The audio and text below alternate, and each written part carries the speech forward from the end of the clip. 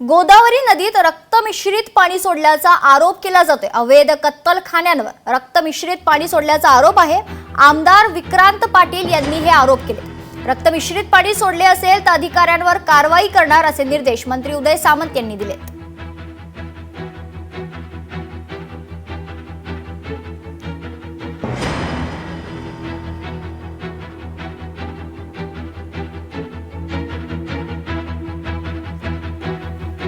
मालेगाव महापालिका क्षेत्रातील अवैध कत्तलखान्यांच्या माध्यमातून जनावरांची जी कत्तल केली जाते आणि त्या माध्यमातून रक्तमिश्रित सांडपाणी हे त्या ठिकाणी असलेली मोसम नदी आणि गिरणा नदीच्या संगमात सोडलं जातं।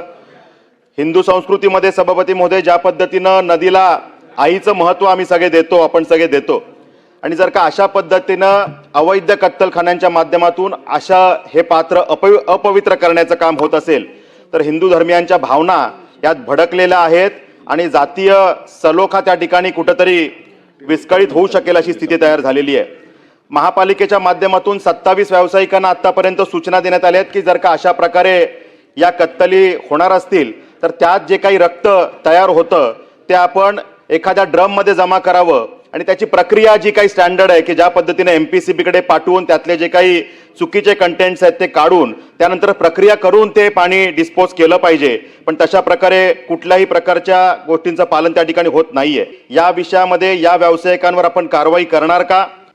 कत्तलखाने हे चालू ठेवले जातात अनधिकृत, त्याच्यावर कारवाई करावी अशी अपेक्षा असते, पोलिसांकडून अपेक्षा असते आणि काही ठिकाणी कारवाई देखील झालेली आहे।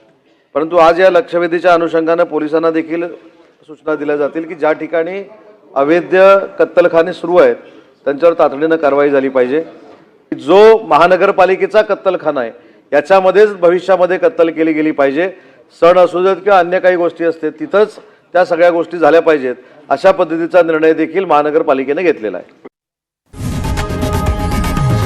लोकशाही मराठी ऐका, पहा, जागरूक रहा।